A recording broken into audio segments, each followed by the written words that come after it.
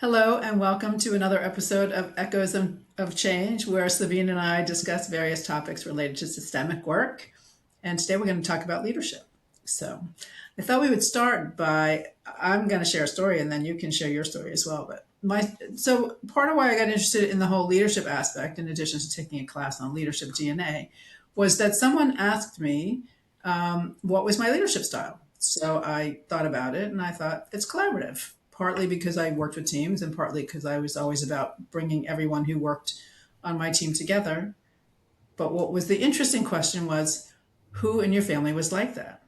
And when they asked that question, I realized that it was just like my dad.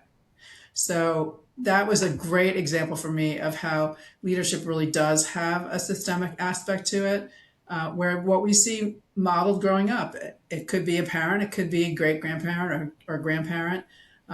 But it was a really interesting question. And so I'd invite the audience to think about what is your leadership style and who else in your family might have had that. So with that, I'm going to ask Sabine, what do you consider your leadership style? And where would you say that might have stemmed from? Yeah, and then we talked about this, and it's very interesting. I think for me, it's also my dad. Okay. My dad was a very non-assuming kind of guy. He had his opinions, but he would only share them when asked precisely about it. But he was more like, live and let live kind of person. He didn't really want to tell anyone what to do, but he surely also didn't want to be told what to do. And it was like, okay, and it was very nice to be around him. People loved him. You always, it's great when somebody is not that dogmatic or is trying to get you to do stuff or whatever. It's nice. But, however, as a leadership style, yeah, that can backfire a little bit because you don't want to tell anybody what to do, even if they're completely doing something and you're thinking, wow. And or when people try to tell you, well, you all need to kind of micromanage each other. And I'm thinking, no, I won't. You go do that. If you're the leader, I don't get me to tell people what to do. So I realized, oh yeah, that sort of reluctant leadership when I don't Mhm. actually want to be leading. I want to be one of the guys, which is really nice in many ways, but sucks for leadership. It's not good leadership style. So how would you say that that's received?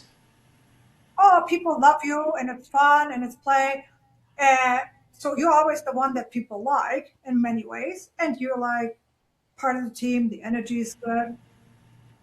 But when it comes down to, okay, we need to make some change and do this thing or the other thing, I'm not the person to ask. It's like, nah, let's just go with Mindy on this one. Yeah, it's interesting because the story you're sharing, what you're sharing. I'm thinking about. I mentioned my dad. I have a story from when I worked at his office when I was a teenager before I went to college, and his people loved him. So it's interesting how you can have bosses where whether it's reluctant style or collaborative, both of those could potentially you could have employees who love you. But let's now talk about some of those styles where we may not like them so much, like you mentioned it, micromanager or bullies.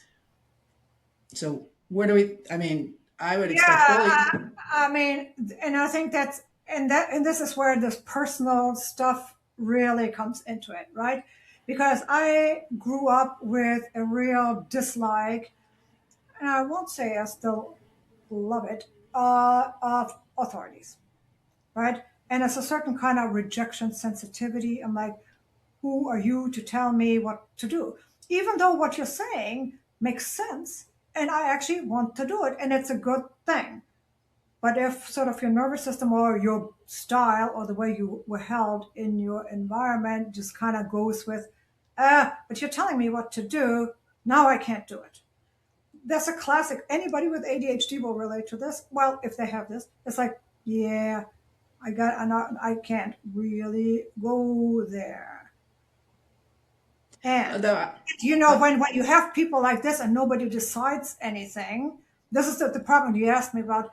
Somebody else will step into this. They're like, well, that's if true. any, if you're not doing this, then there's going to be somebody who's going to say, well, okay, I'll take charge. And that's usually the wrong person.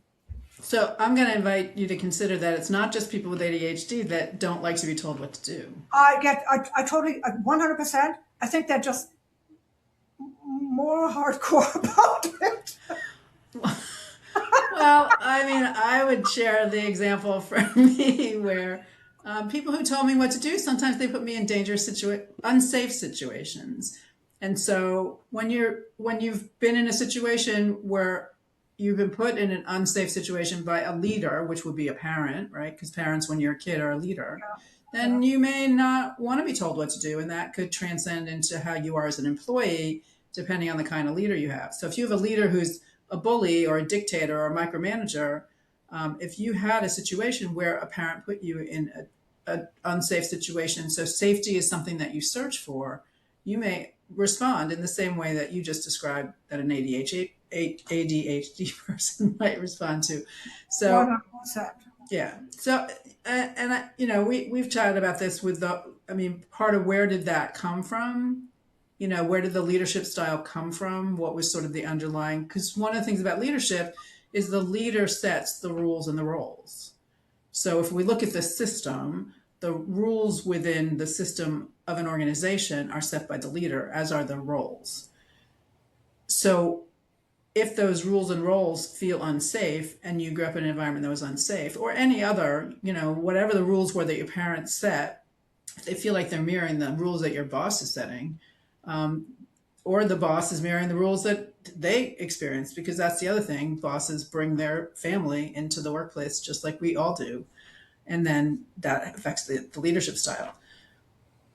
So, And very good point, because I think that the point of it's just not safe is what really makes people stay with their particular style that they learned in the family, right? It was safe to not rock the boat in my family. And that comes from a whole bunch of background and history, but it was more like, okay, just don't rattle the boat. And I hear my father's voice. What would the neighbors think? Who cares about the neighbors? But that's the thing, right? and that's interesting because that's a systemic, but it brings in other systems. And so that's the other thing about leadership is you have a leader who's coming into an organization. The organization has its own system. So you may have a leader who follows the rules of the organizational system or doesn't like to be told what to do, so wants to create their own rules, or just wants to blow the whole thing up. So then you go back to something we talked about when we talked about merging systems through marriage, which is stretching the system versus breaking the system. So if safety is something, I know I'm going back to that, but if safety is something in terms of what you want to experience in an organization, you'd probably want a leader who stretches the system, doesn't break the system. Um, What 100%. I mean, I think that we can maybe at this point remind people of the three principles that we always have in the systems. And you, the dysfunctional leaders that have some kind of proclivity to not honor one of those three principles, that's always a problem. Like the principle of belonging. Everybody belongs. And by belonging in the business sense, all the people who have worked there in whatever capacity have contributed to something at one point.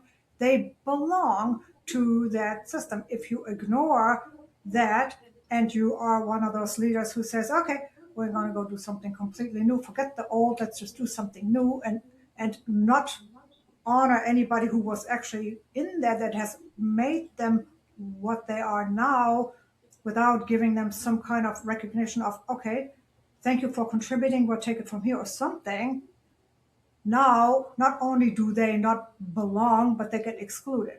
We've talked about exclusions yeah. as a real problem. Now you basically cut off the life force of the business. Yeah, and back to the leader creates the rules and the roles. I mean, the rules and the roles are the way that you belong. Correct. And so if a leader can actually say, it always sounds so simple when we go back to the what Helena said. It's like you got to acknowledge what is, And I'm like, yeah, well, I know, acknowledge what is. The past is bullshit. We're going to the future. Well, that's not acknowledging what is, right? Right. That's sort of like a head trip of, oh, yeah, that sounds good. But it isn't actually that. It is, okay, we've got to give that came before us a place. Then we take it from there and maybe make a little bit of give even a little ritual, at least a thank you for what they have done, giving them Hmm. the place. If that gets skipped, there's a consequence to this, right? So because the people that now stay, they look at this, they watch what's going on, right? On that kind of leadership style where we're like, okay, forget this, we're going to go this way. And they think, okay, am I going to be next in this thing? Are they going to boot me out too? So the people that stay become hyper vigilant. They start kind of reporting each other, looking for sort of favorite things with the new management. All now becomes a sort of like nobody actually wants to be there. There's certainly not kind of a loyalty in this thing.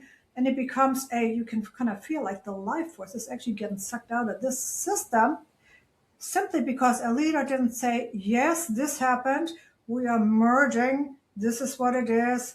And that's all there's really needed in that way. But when that doesn't happen, this kind of shift starts to happen, right? And Well, I that's what think, you're talking about, the leaders who are more like the bully types or whatever you want to call them, the ones that just have a strength of saying, okay, it's just business. We're just going to go move on. Yeah, this all didn't really work. Now, what do we actually saying? It didn't work. Worked fine for the people, but didn't work for the people who were trying to make money. Don't know who it didn't work for and what does that mean. But nonetheless, they have the capacity to say, okay, enough. We're going on. We're doing something else. There's a strength yeah. in that. Well, and when you say we did this and then we're moving on, you give people a sense of how they can belong and also what the new order is. Whereas if you don't, if you just ignore it or you completely blow it up, then people don't know how to belong or what the order is.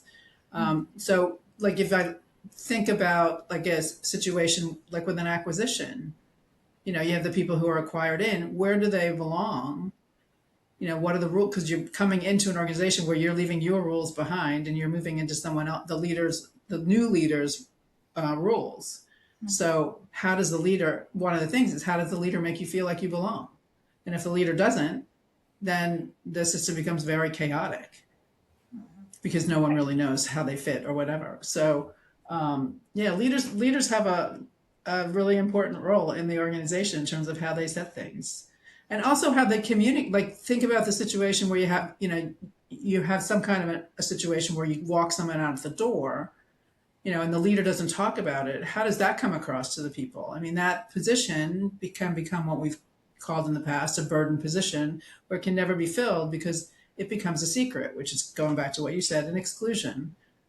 So Yeah, you, and that kind of habit of walking people out like they have leprosy or they're criminals. I mean, that's just beyond distasteful and not honoring the people at all. yeah, and I mean, that is a leadership because there are different ways that leaders can take care of that. They don't have to do it in such a way of making people feel like they don't belong.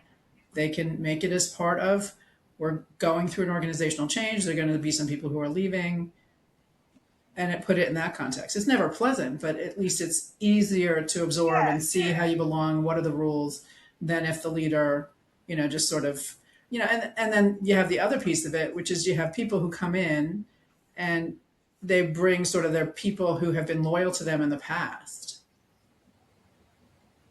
And so then you have, who's loyal to who? Like, are they loyal to the organization? Are they loyal to the leader? How do you find your sense of loyalty? Are you loyal to the old? Are you loyal to the new? So there are all kinds of things that, I mean, that's just another aspect of leadership. Yeah, exactly. And the way the what you call it, the bully approach to leadership in a way where people just get walked out. People who watch this do not feel safe ever. Mm-hmm. That is a really crazy method of doing this. And why? Because they don't want to acknowledge what is. just kind of get it away. Like it never goes away, people, right? Yeah, it's the same thing. Yeah, same thing in a family. Don't acknowledge that something that happened. It doesn't go Absolutely. away. It just keeps replicating because that's the other rule of belonging. Absolutely. And it might actually become the dirty little secret. And the Yeah. company 10, 20, 30 years just does not thrive because people just leave. The higher people, the loyal people, the higher leaders, they all leave. They don't stick around, right? It's like all of a sudden you just have all the young people who just get, they're there, but they don't really know why they're there. And they don't stick around, right? And it's like there's something is not right. They certainly don't think that anybody will actually take care of them, appreciate them, or have a, that they just come and go, come and go, come and go, come and go. And it's a different way of a business and it changes things. But I've seen that many times where a company just kind of loses the the juice of what it is. It takes a while before that kind of becomes visible, but nobody sticks around. Turnover is a lot, loyalty is out, like leaders keep leaving, all the seasoned people are out, and it's a completely different thing. If you think of a really good leader that you had, like I can think of a really good leader, and that was a person who looked at honoring the people who were in the system, but at the same time looked at expanding, so stretching the system. But I think people felt like they had a place where they belonged. I know I did. Um, may have been some questions about balance of give and receive, but again, if I think about it, the core thing was that this was a person who created a sense of belonging. Also with a sense of reality, though, that there were outside forces that might impact the organization, so it wasn't 100% we're going to be loyal to you forever. But still, and you understood the rules, you understood the roles.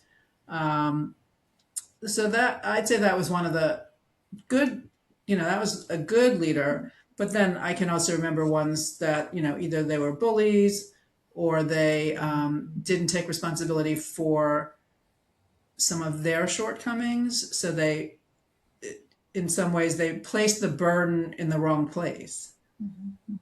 And so then they put more of a burden on the person, and then the person doesn't feel like they belong because they don't know what they need to do in order to belong, because no matter what they do to belong, they're made to not feel like they belong. So what would be some examples that you have of leaders, good or bad, that sit sort of within the systemic perspective?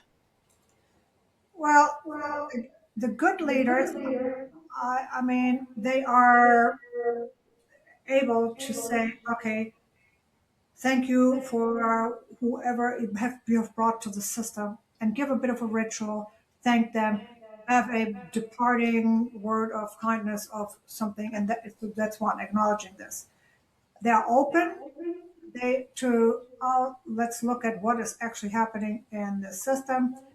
Create a safe place of safety where people can actually come to them and say things that they would be maybe a little reluctant to say as a kind of a feedback, and they are being appreciated for it, right? And nobody is told, don't talk to the previous people, hold a secret, don't tell anybody, whatever. So people are like, okay, things have changed, but I can belong to the system because I know where I am with it. I have had that not in the business world. I've only had the bully types. Mm-hmm. Before that particular thing happened, I mean, that was a different leadership. That was actually probably more built on respect and inclusion. Then it changed. So, I mean, it's definite. I mean, I'm certainly not working for the people anymore that had that kind of bully approach to things.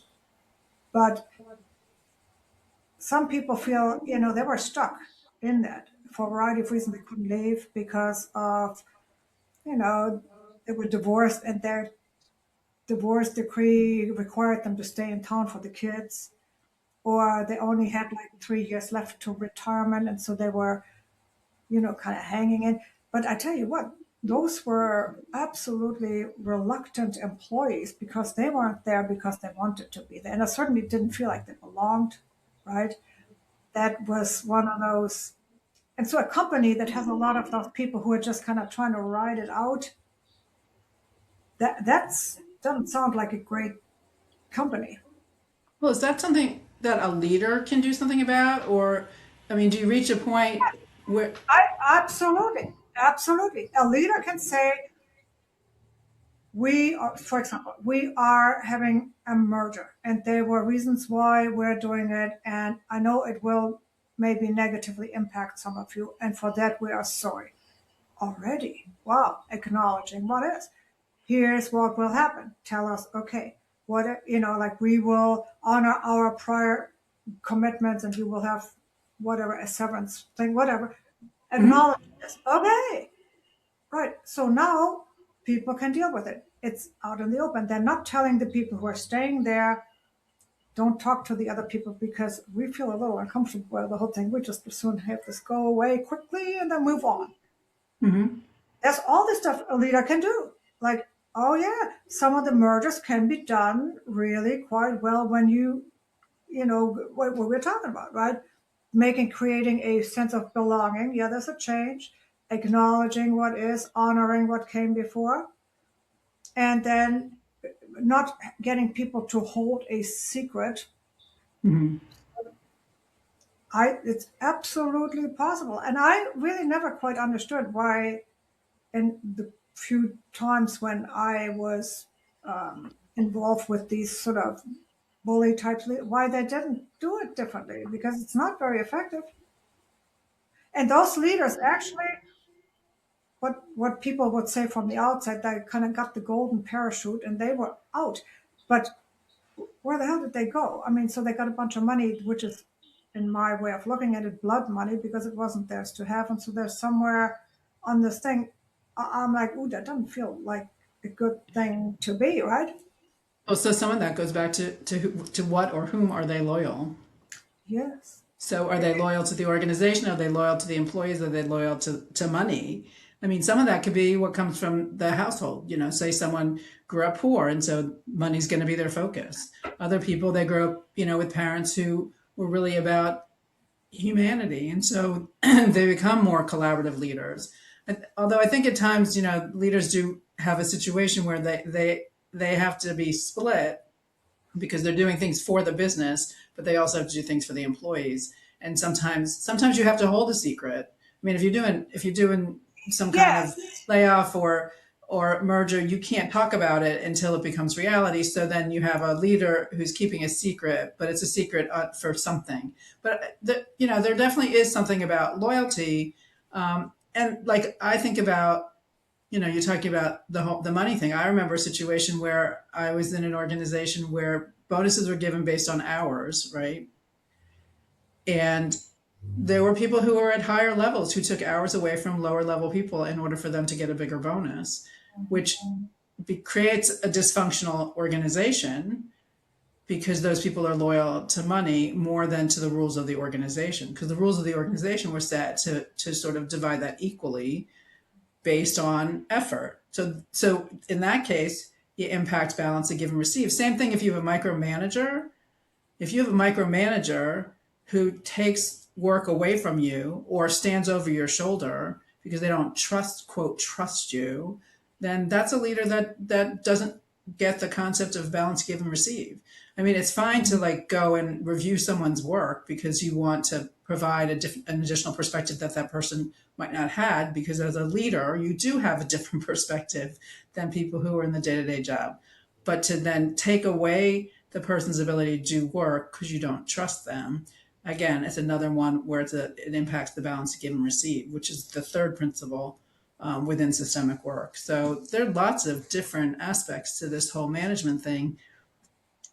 But yeah, I mean, But at the end of the day, it's actually quite simple because the business is the system and the three principles: belonging, order, and the balance of give and receive. And that is it. And all leaderships that don't work well are violating one of those or more principle. And that is it. Every time I look at something, it's one of those three principles that was violated every single time. Yeah, And a good leader can put them all together. yeah, and I think the bigger organizations get, and the more complex they have, and the more divisions they have, and the more mergers they do, the more challenging it is to know what is the system that you're working in, because you can have different divisions that have very different cultural systems. And so you have a manager who moves or a leader who moves from one organization to the other. They have to learn a whole new system and set of rules and set of roles. And some people that's easy to do, and other people it isn't. It really, really, really depends. But some of it also is the loyalty. Are they still loyal to the old organization and the old way of being? And again, I would also look at what they grew up in. I remember a really powerful example of someone who grew up where there was a situation that created there was a lot of risk in it, and that person became a leader who was averse to risk. So so you have the rules of the organization, the rules of the system, the things they grew up with. There are lots of things that play into this whole leadership thing. It's not really that straightforward, and so it's No, refreshing when you. it's not straight. It's it's simple but not easy, and it can get very complicated. But there's always at the end, the more you go up, there's one or two whatever people at the top, and if they're not in sync with what goes on, Yeah.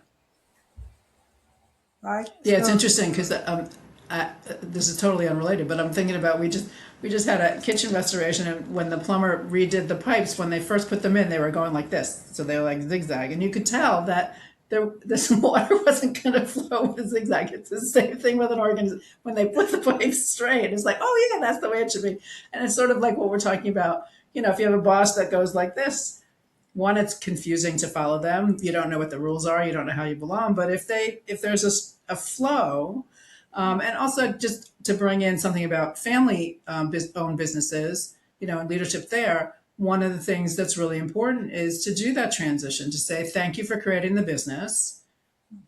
We are going to carry it forward, or please bless us as we carry it forward. We may do it in a different way, but we honor where it came from, and then we move forward. And the same thing, I think, with any kind of organization. If the leaders acknowledge the richness of richest of the lives of the people who came with it, then people know how they belong, and there's a balance to give and receive in some way, shape, or form. But there are a lot of leaders who discount. There are a lot of leaders who bully. There are a lot of leaders who micromanage, and I would invite any one of them who are listening to this podcast to consider looking at where in their family system maybe that came from, and given what they find, maybe just consider doing a family constellation or two, because yeah, there are layers within our families that just like when that person said to me, what's your leadership style? And I said collaborative. And then I thought, when they asked who was like that, I had never really put two and two together, but my dad was a very collaborative leader. So now I have a better understanding. yeah, So and it's a good point. I think that it takes a lot of courage for somebody in a way to start looking at themselves and letting themselves be impacted by, ooh, look at this. But the nice thing is the freedom that comes out of this for yourself and all the people around you has no price tag. I can tell you this. Has yeah. no price. You can't buy nothing. You can all the golden parachutes you get. You can sit on the island and drink martinis, whatever. We'll never do it. Yeah, and I think sometimes people think of looking at themselves as a weakness, and actually, it's just like you're growing in your roles, you're growing in your life. And if you are a leader who bullies or micromanages, you have an opportunity to do something differently. Just like your employees, you give them feedback.